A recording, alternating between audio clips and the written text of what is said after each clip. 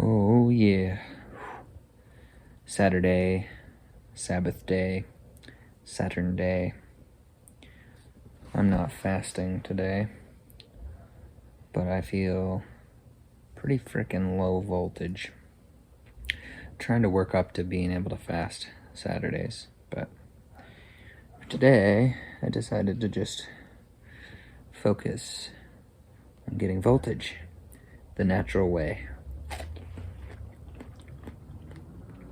The body doesn't really like concentrates, and so many of the things that we put in, including when, doing things that are meant to be medicine, it's often in very concentrated forms.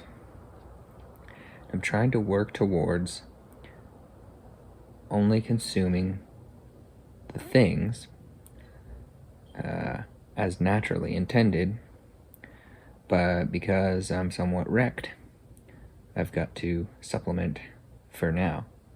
But I think eventually I can get to the point where my body makes everything it needs, and all I need is to eat sunlight. And people talk shit and joke about those people who claim to eat sunlight. But this is quite literally eating sunlight. And the more you test that, the more you realize it's true. And, gosh, when I eat mainly just fruit and veggies for even just like a couple, 3 days in a row, man, I feel like so energized, it's almost like unbearable, right? Because I'm not used to it. I'm not used to having like that kind of clean energy and just spark, pep in the step. I'm used to being dragged down, weighed down by all of the vices and pressures and pleasures of the lower realm. That I get stuck in that Ouroboros. But when I can just snap out of it and just eat that sunlight, whole nother world. I really just need to do that full time.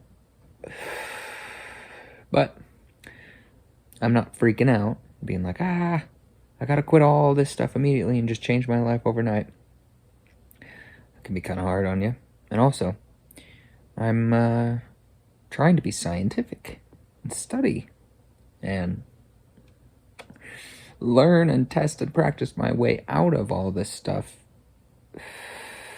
and actually have solid reasons and notes and research for why I shouldn't, and maybe other people also shouldn't, do a lot of this stuff to themselves. So it's science, man. And I think that we all need to practice science. The true form. Testing things, observing things, seeing if they can be repeated. I think that's what science is. Science isn't reading other people's, hypotheses or theories or whatever. It's about trying stuff. It's about testing stuff. Now, I showed the other day my book, and I'm working on some more of it. And I don't know, I haven't heard it yet, but you could say that this approach is silly, right? Like, just draw it in a computer, it's a lot quicker. Or, why write all that stuff in a book? Like, write it in a PDF and share it on the internet, or just absorb stuff off the internet. Who needs to write it, Just look at the internet and think about it in your head. It's like, well, yeah, but I already mentioned the hard copy is about handing knowledge down through generations, right? I'm trying to write down all the things that I would want to show, say, my kids as their, big broad view exposure to this plain. And so I'm taking that perspective on it. I also think the internet could easily be deleted, and so it's dumb to treat that like a hall of records. I mean, what happened to all the stone libraries all over the world? Why are there so many lost books already? But also, I think it's hugely important to write by hand. Here's my utensil of choice. Yeah. Little nib pen, dip pen. See, when you write this way, you take your notes this way, you really have to pause and think. And you have to think 3 steps ahead. You have to really formulate your sentences in your mind quite well before you start going at them. And then you have to moderate your ink consumption and, try to get more and more and more words out of one dip. And there's just so many little steps that, are slow at first, but you get quicker and quicker and quicker. And it starts to really just flow. But it is slower than just typing or, dictating, audio dictating or something like that. Like, you really have to sit here with the stuff that you lay down and chew on it and contemplate it and run it through many, many lenses, many, many filters, and come back to it and write more. And I think that is a hugely important part of the process of learning. So I highly recommend it. Get yourself a nice book and whatever pen or pencil or whatever you like writing with, and spend time with it. Spend time with the concepts, spend time with your notes. Make some art out of it. Oh man, this is rough. I'm really, really trying to become a frugivore. Not even a vegetarian. Frugivore. Fruit, little bit of vegetables sometime. So it's Tuesday. I made it all day yesterday and then I failed and had a burger last night. But today I've only had an apple and I'm about to eat some dates. It's mid-afternoon, about 3 o'clock. So I've been going several hours on just an apple and a bunch of water. I feel pretty good. Like I've said before, sometimes the energy and the lightness you feel from eating only fruit is like kind of overwhelming and kind of freak you out. It's like, I need to come down a little bit. I'm too high, too floaty. I need a little weight in my ass. Oh man, yeah, this sucks. But right, the way I see it is, once you break a neural pathway of suck and build a new one, and the suck goes away. So to being a frugivore. Oh yeah, finally done with that work day. Broke my glasses. Fucking shit. Oh, you guys want to see a cool trick? Want to see my hair change color? Yeah. Yeah.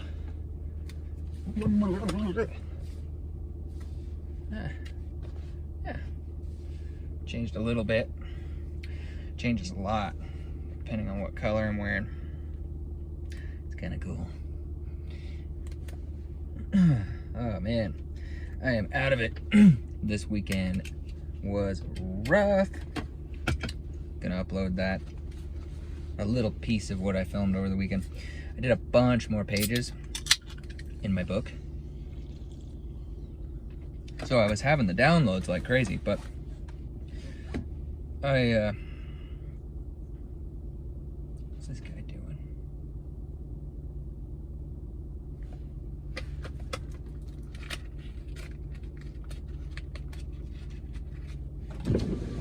What's up? What's up?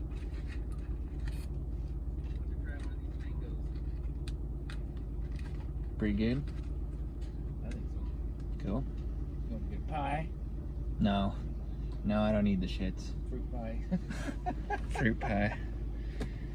Yeah. Yep, no, I just have to hit the errands when I have the energy. As soon as I get to sat down. Gotta hit the what? Errands. Oh. As soon as I get sat down, done though. Done. Ain't going nowhere. Yeah. Kind of cobbled my fence back together. Oh, nice. It's like it never broke. I got some more panels, but I was able to kind of cobble it together, so what the heck. Screw it. That's funny. Right on. Well, Good, man. yeah. See you in a little bit. Said I'll see you in a little bit. Have a nice evening, man. Goof off. No. Well, sort of. An early day tomorrow. Yeah, I think so. I think we'll head out there. Of course, I don't have that bracket.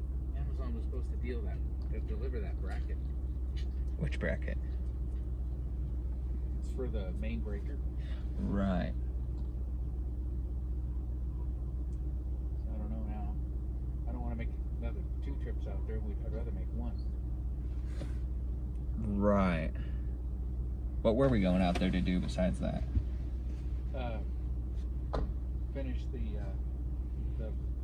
new circuits in that panel. Got to boxes, piece conduit, stuff like that. Single conductor going over there. Right. Oh, and the porch.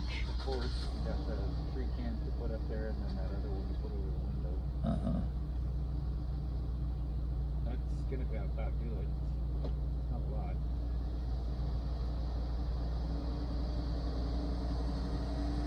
They shipped that thing yet, at least? Yeah, they should have. I just gotta look on the Amazon and see if I can figure out where to track it or something, or where is it? Yeah.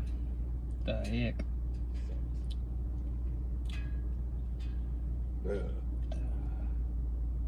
Right on. Gives you the burps of these. Yeah, clear you right out. Farting out both ends. I love me Di. He's a good dude. Yeah.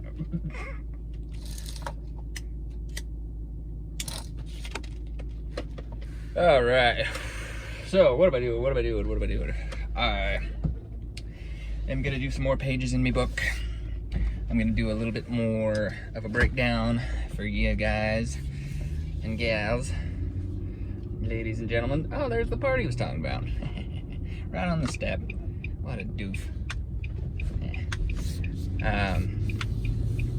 But first, I gotta get out to Idaho, because cigarettes are cheaper out there, and I'm almost out. And it's always nice to go to the land of the free and hang out without no bullshit. You know what I mean? Bullshit. The bullshit we're all putting up with. What's it, a year and a half now? Frickin' year and a half of this bullshit. I ain't even mad though. I've been having a great time. Some of the best years of my life already. Like, you know, this whole frickin' thing. It hasn't really affected me negatively in any way whatsoever. And that's just because I had the wherewithal to know what was happening. And I had the years and years of study and knowledge to interpret what was happening. So I just adjusted immediately. I was like, oh, old normal's gone. Now it's just a fight for what the new normal's going to be. Yeah, I've trained my whole life for this. My whole life. I thought for sure I was going to be wasting a bunch of energy studying all that stuff. But as soon as that stuff started going down, I was like, oh yeah, ha, that study and effort and time and headache and listening to crazy people and preppers freak out about the end of the world, it was not in vain. So, very quickly, my purpose that I've been sort of driving and striving towards for a very long time that didn't seem as if it had any real reason or likelihood of materializing, all of a sudden my purpose just went kaboom. Yeah, it's time. You're here. You've been training 30 years for this shit. Get to work, bud. It was pretty cool. Pretty cool. I spent the last year and a half driving back and forth between Portland, that infamous shithole. I'm gonna talk some more about that here as we get going with these videos, but between Portland and, you know, other areas to do electrical work. A lot of rural, a lot of other towns, cities, you know, this and that. I got around. I reconnected with a bunch of old friends. It was all over. It was great. You know, I didn't give a shit because I knew what was going on. And I was like, yeah, no, everybody, you know, do what's good for you or what's right for you and yours. But what I am is a traveling, you know, healer or something. Mobbing around, trying to reconnect with old friends and help give them some peace of mind and some calm about all of this ridiculousness that they didn't know how to interpret. You know, I think it helped a few people. I really think it helped a few people. I took a lot of shit. Oh man, I took a lot of shit. I lost a lot of fair weather friends, but I already knew who they were, so whatever. Saw that coming a mile away. Plus, you know, I've lost a lot of friends that, you know, few years down the road, they hit me up out of the blue and they're like, hey dude, just want to reconnect, you know. I don't know, we kind of left on bad terms there, but yeah, you know, it just kind of went and knocked around a bit and realized that that thing you said that really pissed me off, yeah, you were right about that. And I just, you know, wasn't in a place where I could understand. I'm like, hey dude, it's cool. I understand.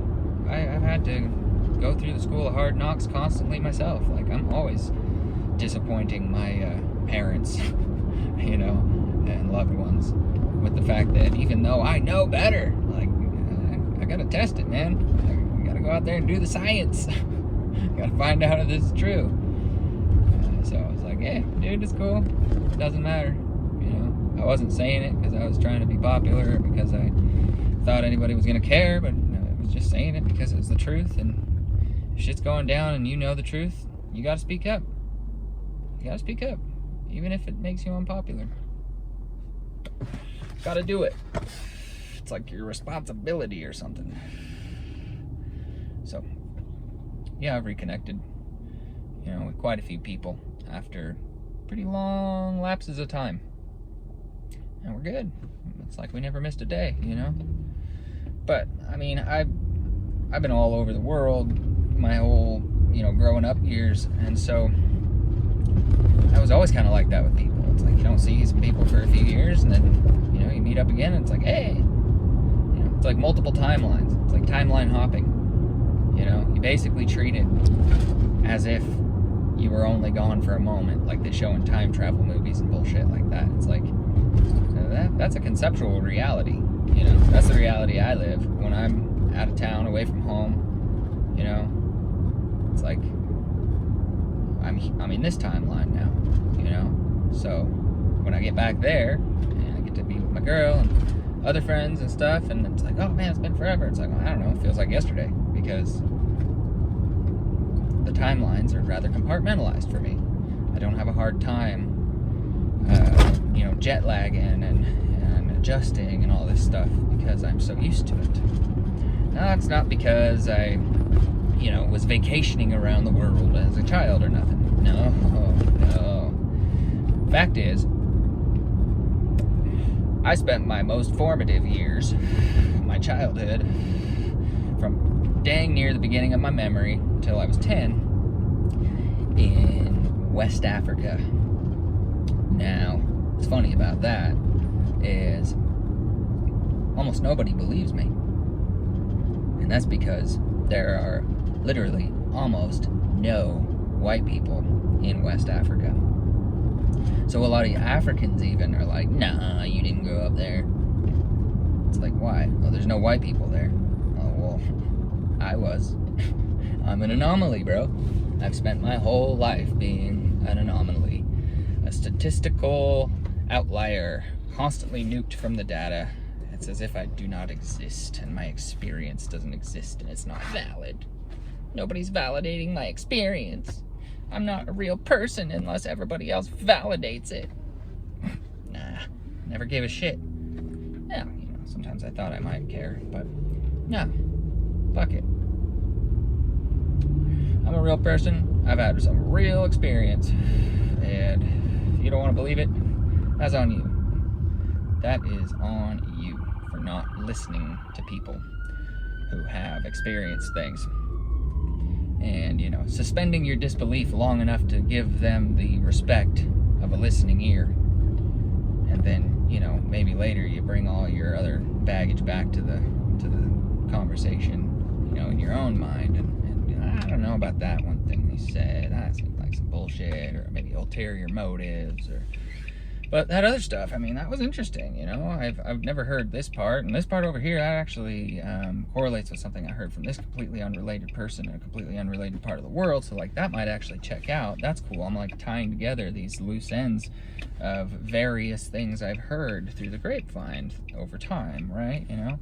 Basically, I learned that oral history is truer than written history, and that if you really want to know what's going on in the world, you got to talk to real people. Because you ain't gonna get that shit from journalists and, you know, people with agendas writing propaganda. So anyway, there's a billion different things I could talk about with the childhood in West Africa, but as it pertains to what I plan on talking a little more about today, I'll just discuss how I got into filmmaking. I've never made anything that anybody's ever heard of. I'm not viral. I'm not famous. No. But I know how to do filmmaking, and very well. And I've at least proven that to some people that I've worked with. And to me, because I'm a scientist, that's the validation, you know. I don't need my name in lights, and I don't need something I've shot to be on the big screen in order to feel like I'm valid, right? I don't. That would be really, really nice. It would be awesome to be able to, like, send someone a link to a movie, or, like, send someone a freaking link to where the DVD can be purchased easily on the internet or some shit, but, like, whatever, that'll come eventually. Anyway, I got into filmmaking because over there in Guinea, in West Africa, we didn't have a lot of movies. We didn't have a lot of media. I mean, we were, like, immediately behind pop culture. I've been behind pop culture for so long. It took me, you know, the last few years to catch up. But we didn't have a lot of that kind of input. We actually just had to truly be creative, be inspired, and like, you know, have a real childhood, I guess. But we did have a few movies, you know, some Disney movies. The good ones, you know, Snow White and the Seven Dwarfs, and, you know, some of those, the old classics. But somewhere around the age of about 6, I realized that movies had this freaky ability to put thoughts into my head, right? I had such a pure mind that I was extremely aware of the first times where a movie gave me a bad dream, or gave me thoughts that I felt guilty about, or thoughts that weren't mine. I recognized, like, holy crap, these thoughts are not mine, and they got stuck into my head because of movies. And even kids' movies can have really bad stuff in them. Wow, that's wild. So I'm this 6-year-old kid thinking these kinds of thoughts, right? I had heady thoughts as a kid. And so that really fascinated me, kind of freaked me out about movies, made me careful about movies, and, you know, at a very young age, like, I understood when parents were like, oh, you can't watch that, that's not good for kids. I understood why. It was like, yeah, that's cool. If you're going to tell me that there's stuff in that movie that I don't need in my head, then, like, I can respect that. So I never said that. I wasn't articulate like that as a kid at all. It took me years to find the words to describe what I had going on in my head as a kid. But yeah, then when I was 9, I remember a specific day where I was hanging out in my tree fort in a mango tree that we had cobbled together out of a bunch of old scrap wood. So I'm up there in the mango tree, and I used to be able to just climb up a few feet, pick mango. It was awesome. And I was pretending that my tree fort was the Millennium Falcon from Star Wars. And, you know, I really, really enjoyed the games, my, like, childhood, that came from the movies that I found most inspiring. You know, the movies that were fun and awesome. And there were others. Swiss Family Robinson really applied, you know. Being I was living over in Africa, I was like, oh, cool. That's a movie about my childhood. But anyway,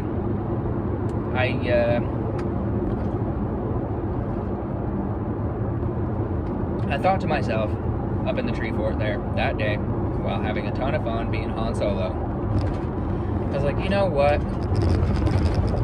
I know that movies put ideas in your head, thoughts in your head, dreams in your head. I know that movies do that. I've known that since I was 6. But clearly, there are two different kind of movies. There's movies that mess with your head, and then there are movies that fill your head with beauty, right, and excitement. And I wonder what it would be like to work on movies, to make movies that put beautiful things in your head, that were inspiring, that were exciting, and that were good, that were positive, right?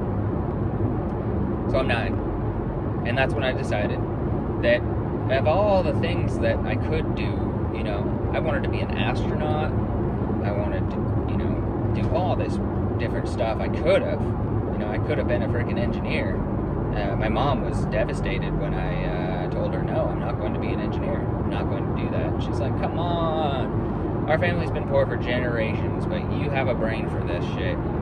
Go and do it. What are you thinking? And I'm just like, Ma, you don't understand. I'm going to make movies, okay? She's just like, oh my gosh. Yeah, she pretty much, like, was done with me, actually, at that point. But that's when I was, like, 16, and, you know, yeah, that's a whole nother rabbit hole of the story I'm not going to get into right now. My mommy issues. They're good and solved. We're all good, so don't worry. But,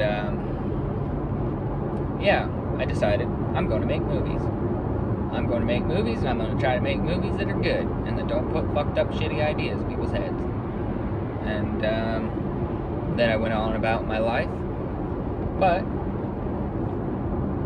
around the age of 16 is when I really got back into that line of thinking. It was like, all right, yeah, I am definitely going to make movies. I'm good at making costumes, and I'm good at doing this and that, and I have ideas, and I had just gotten a little DV, digital video camera, and I was out filming skateboarding and snowboarding and learning my rule of thirds and all this stuff, and enjoying it, you know, going, all right, yeah, you know, snowboarding ain't what I'm really trying to get into filming, but this is great. This is an opportunity to film stuff. And so I worked on that for a good long time, and then, you know, my whole 20s basically was like just freaking flying by the seat of my pants, you know, town to town, just like randomly working on all this random filmmaking shit that a lot of it like was sucky, but some of it was good experience, and some of it was unions. So I got to learn, you know, real stuff from real industry crew people. Even if the final product sucked, at least I got to work with like real fucking filmmakers and stuff. You know, a lot of independent filmmakers can't even say that, like that they've actually worked tight with a union gaffer from LA who's literally worked on all the big movies as an electrician. See, because you always move down a job or two when you're working big budget stuff, right? Which is why I haven't done it, because I don't want to fucking do that. I've already done every job on a film set. I already know what I'm gonna do. I already know what I can do and what I am doing, and that is directing photography. Directing the motion picture photography. Like when you watch the footage that I've shot, you're literally watching my memory of the situation, you know? Like all that footage, that's my brain. Yep, boom. talk about our memories and haha about having a good old time shooting a movie, like 90% of my memory is literally what you see on the screen, you know, plus all the shit that got cut out. But like, yeah, you're watching my brain in so many ways when you watch a film that I have shot, even if I'm not the director. I work very, very closely with the director. Anyway, I'm rambling too much, and I don't want to make this video too long, but I've done filmmaking. I know about filmmaking. I know how to do it. I can teach a master class on it. You know, I can teach people in a pretty short amount of time, like all you really need to know about, you know, the crew stuff, how to do stuff, how to do electrical on sets, and how to do gripping, and how to do script supervising, and how to do scheduling, and, you know, the photography, camera operating, like all that stuff. I've done it. Yeah. So that background in filmmaking and my upbringing and all that travel is all extremely relevant to these ideas that I am articulating about electrical theory and body voltage and Tartaria and all this stuff. See, I've experienced a lot of things that I don't often meet anyone else who has experienced them, and they very much form or play a role in forming my perception of things. And I think I have a pretty good perception of things. So, gotta share it, gotta talk about it, gotta see, you know, if it resonates with anybody. And, oh yeah, across the state line, land of the free, home of the brave, Idaho. Yeah, when those anti-fucks showed up in Idaho to try to do their thing way back early in 2020, a bunch of people with AR-15s freaking were posted out in front of all the businesses, just standing guard. Those fuckers rolled up, took one look, turned around, took off. And what was funny is I ended up out in a ski town that I used to live in about a decade ago, reconnecting with some old friends.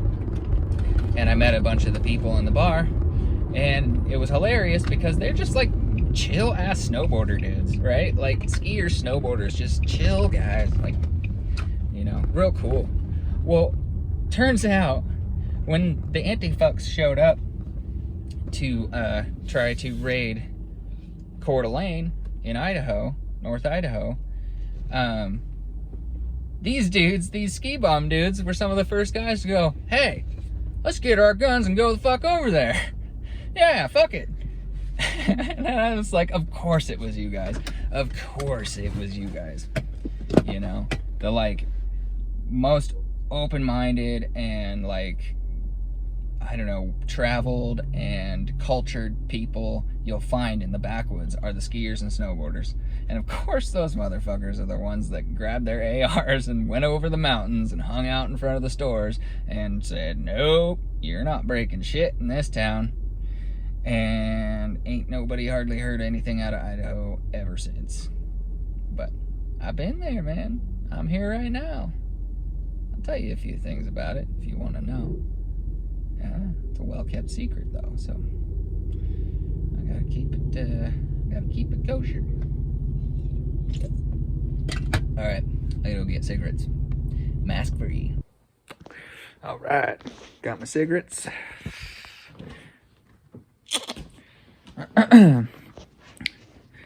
Got my cigarettes, and I can finally sit down for the evening. Not as tired today. It's Tuesday. What medal of the week is that? What medal of the week is that? I gotta grab the book. Got some notes on that, actually. Well, anyway, I'm gonna talk about color theory and have some potentially contentious things to say about it, about color as it relates to people. And I think that everybody who would probably be lame has already dropped off because of that long intro. All right. Anyway, not that I'd be ashamed to say this to anybody. I'll say it to literally anybody, everybody, if I get a good opportunity to. But I don't know. Feeling quite a bit better today than I was the last couple days. Jeez, I was wrecked. And I think that might have something to do with what day of the week it is, what circadian rhythm. I'm not entirely sure how to know what exactly those circadian rhythms are, but I'm exploring it and I'm working on my understanding. And so I think maybe some of the stuff I wrote over the weekend might pertain. What I'm thinking is like, what planet is associated with Tuesday? What metal is associated with Tuesday? What electromagnetic properties are associated with that metal? Time to hit the book. Not a good book, but a pretty good book. All right. That's supposed to be the days, the metal, and the planet. Saturday, Sunday, Monday, lead, gold, silver. That kind of makes sense why I've been feeling rough. That's the completion of the Seed of Life day. And it's like you don't get any hormone secretions that day. So you feel like lead, maybe. I don't know. Ruled by Saturn. That Saturnian stuff is a thing. It's something. Gold, Sunday. The sun. Gold supposedly is the honey in the old milk and honey reference. Monday, moon, silver. Now silver, that's interesting. Moon, makes sense. That's supposed to be the milk in the milk and honey reference. Mars, Tuesday, iron. Now that makes sense. I was feeling pretty iron today. Now, I gotta not overthink this too much while I'm just living my life, because I don't want to live my life by this necessarily. But I gotta test it, and I gotta try to remain objective to a certain extent while I experience the significance of some of these thoughts and old traditions and test out whether they are true or not, or whether they are true but can be overcome and be made to be untrue eventually. Yeah. All right, anyway. Color theory. Here's basic color theory. If you suck at seeing color, picking paint, picking colors to wear, this will be interesting to you, for sure. Also, color blindness is a thing. But as I found to be the case, with practice, one can actually begin to see all the colors and see them correctly for what they are. That it just takes practice. It takes work. It takes having a template and knowing like what to do. Or just a lot of like seriously dedicating your time to it, with a free mind and no tools. But a lot of us just don't do that in modern society. We're too busy for that shit. So these tools can be helpful. All right, so the basics of color theory is that you have your value scale, which is the light to dark scale, the gray scale. It's also referred to as shades of gray. The word shade is associated with this black-white spectrum. And then over here we have the wheels. We have our grayscale, our shades, in a 12-sided clock formation. Interesting. We've seen a lot of that before. Over here we have the color wheel. These are kind of pastel-y colors, but they communicate the idea at least. the relationship between these two is that yellow is your brightest, lightest color, and purple is your darkest color. And when you're thinking about colors and you're looking at a scene and trying to figure out what's going on there, you kind of use the grayscale to analyze the darkest and brightest points in a room, say. And they can correlate to the colors. You know, just the thought process of dark versus light correlates heavily with colors and color characteristics. And then you get into what all this means. So the yellow, red, blue are your primary colors, connected by that one. And your green, orange, purple are your secondary colors, connected by that pyramid. And then all the ones in between are the tertiary colors. So basically, when you split white light into its hues, you get yellow, red, and blue. And then, as those hues interact, the yellow and the blue mix together to make green. We all have heard this probably. Yellow and red mix together to make orange. Blue and red mix together to make purple. And then the tertiary colors are further mixtures, right?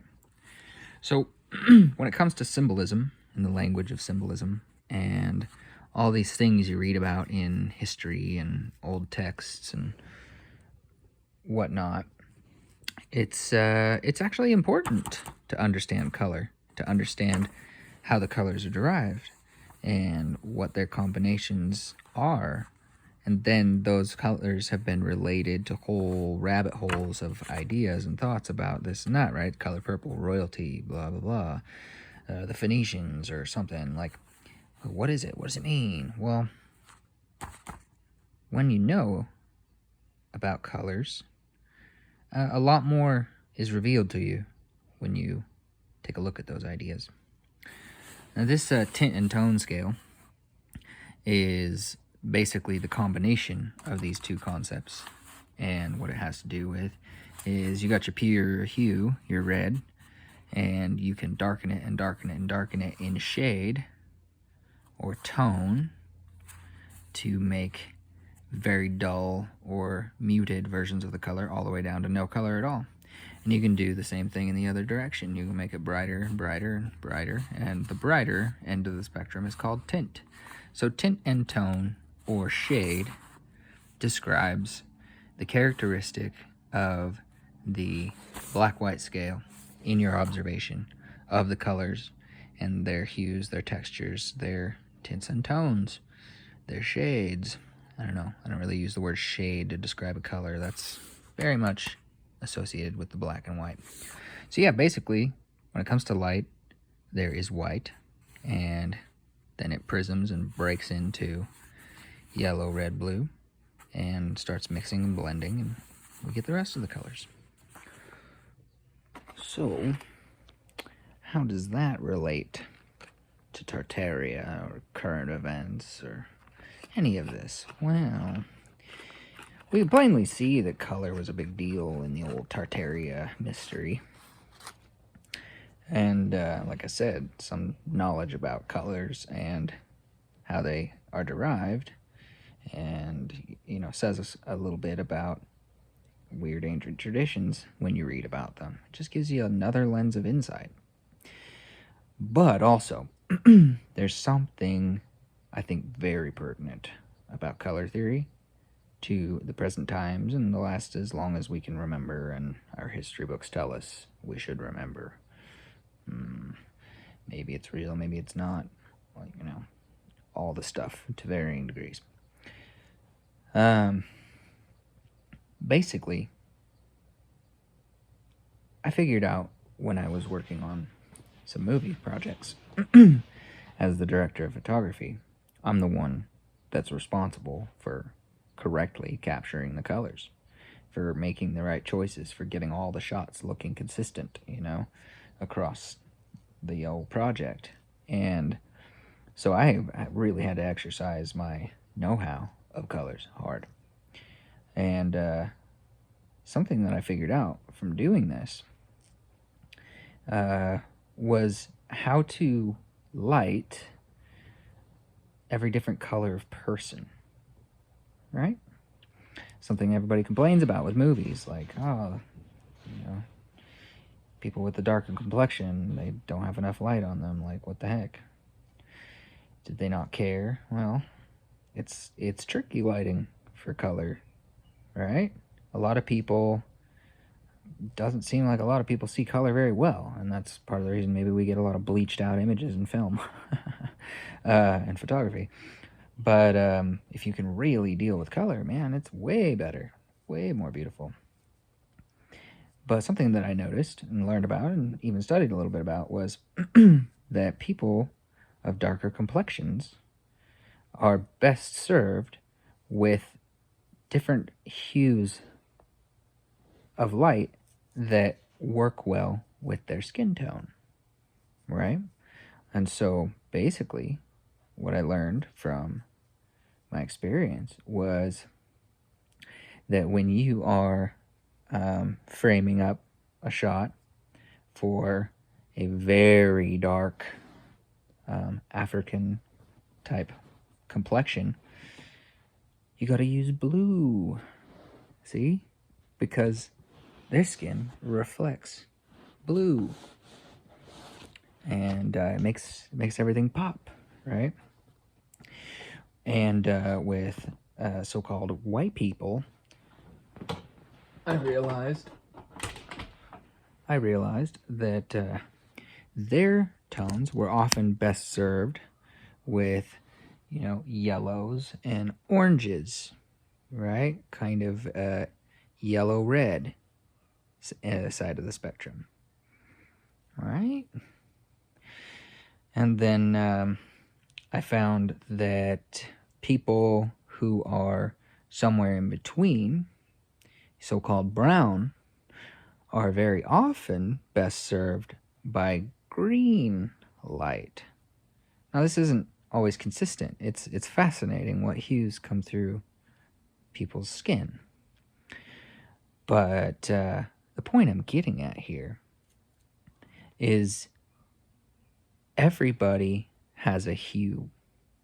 There is no such fucking thing as a black person or a white person. Those are shades. Those are not colors, right? You can't be black or white and also be a person of color at the same time. It doesn't work that way. Person of color means colorful people, not black and white and brown, right? Those aren't the colors. That is what colorblind, mentally colorblind, perceptually colorblind, conceptually colorblind people think. But when you actually take a second and pay attention to the colors of people, there's no such thing as black or white, man. And we're not all just shades of gray. Fuck that shade shit. That's like associated with all of the negative stuff in the old pantheons of gods and demons and all that stuff, right? So yeah, this is a real thing, man. There's no such thing as a black or white person. And when you want to talk about curses and language being speaking spells, right, with your spelling, right, and phonetics and Phoenicians and all that stuff, it's like, yeah. Part of the reason you're not going to get a lot of people to chant Black Lives Matter isn't because they don't think those people matter. It's because they know that's a curse. They know that,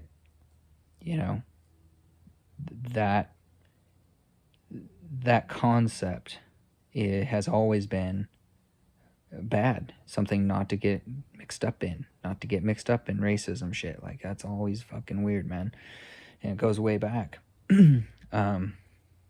And there are clues in our history. A lot of the best clues you'll find for like the deets behind this whole Tartaria Phoenician shit, best place is Ireland.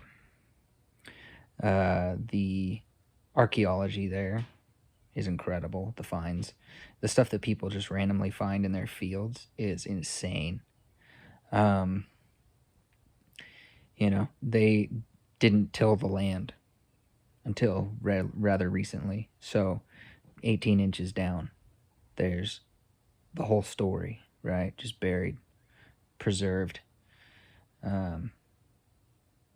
So there's a lot of things in the symbolism there and in the language that are clues, right? And a lot of people have this genetic memory, even if they can't articulate why they refuse to chant that phrase. Like, it just turns them the wrong way, and it's not necessarily because they're a racist. It's like they know that there's something wrong with this. They know that this is some kind of weird curse spell, like power play bullshit, right? The Hegelian dialectic, as I explained in the first video of this series. Go watch it if you haven't already. So yeah, we humans, we are electromagnetic beings. I already explained that in the first video. And color very much relates to how we present in the world, what we look like to other people, right? And the ability to perceive color is huge for our ability to interpret what we're even seeing. And a lot of us, it almost is like we're almost seeing an infrared, right? Not literally, but like it's just everything is less vibrant than it could be. And maybe it's not because our eyes are having any problem seeing color, but because we just take it all for granted and we're not actually conceptually, perceptually, thoughtfully involved with our observations. And so we're just not noticing this stuff. But it's real. And one of the little Irish clues about this whole idea of a black person is that apparently, according to the little tidbits of stories you can get, they didn't refer to dark-complexioned African people as black. They called them blue men. And that somebody who was called black, that didn't have anything to do with the tone of the skin, and that had everything to do with whether someone was evil or not, right?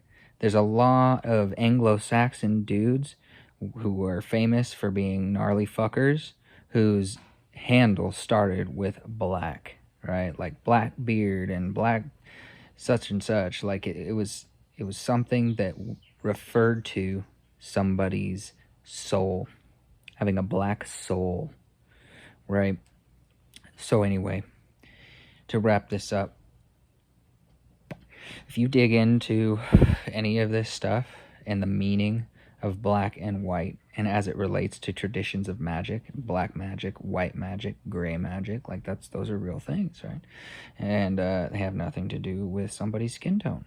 They have everything to do with mentality and where your soul is at, and that whole rabbit hole, the esoteric stuff.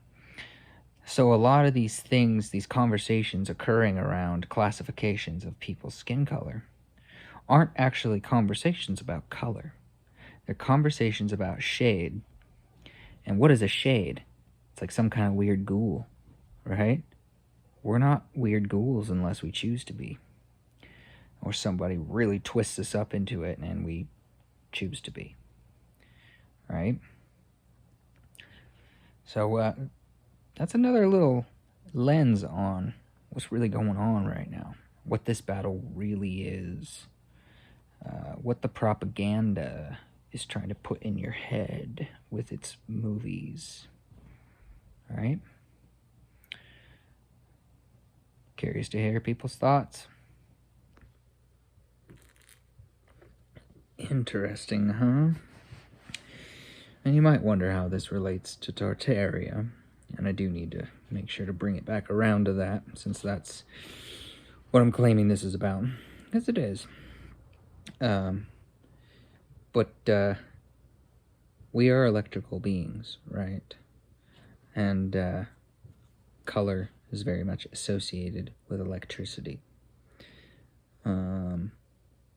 You know, something else that is heavily associated with electricity is the sun.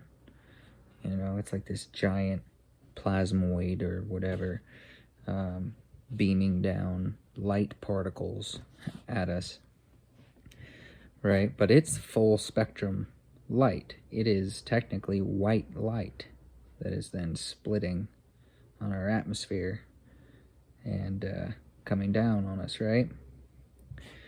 Well, a lot to contemplate there, but a few weeks ago when I was in Hawaii for the first time ever, I tried sun gazing. That was wild, man. I was just talking to my little brother, and we were out on a beach, and I was like, oh yeah, there's this thing people do, sun gazing, where like if it gets to the certain point in the sky, apparently you can stare at it without frying your eyes, but I don't know. I don't know about that. And the sun was just about to be in that position, so as soon as it was, I was just sitting there staring about it, and I kind of stopped talking other than to, you know, exclaim my surprise over what I saw. So he did the same thing. Dude, all right, staring at the sun. Why the fuck not? And I'm sitting there, and it's just a big golden disc, right? I'm staring straight into it, and then it turned red, and then it turned blue, and then it turned red, and then it turned blue. I literally saw a red shift, blue shift with my own eyes, and I've never been able to see it with any technology or camera or anything, you know, between me and reality. And when I did the sun gazing, I freaking saw it. So, I don't know. I'm gonna try some more of that. I hear wackadoodle things about sun gazing. Must be something to it. I will try it more and report back.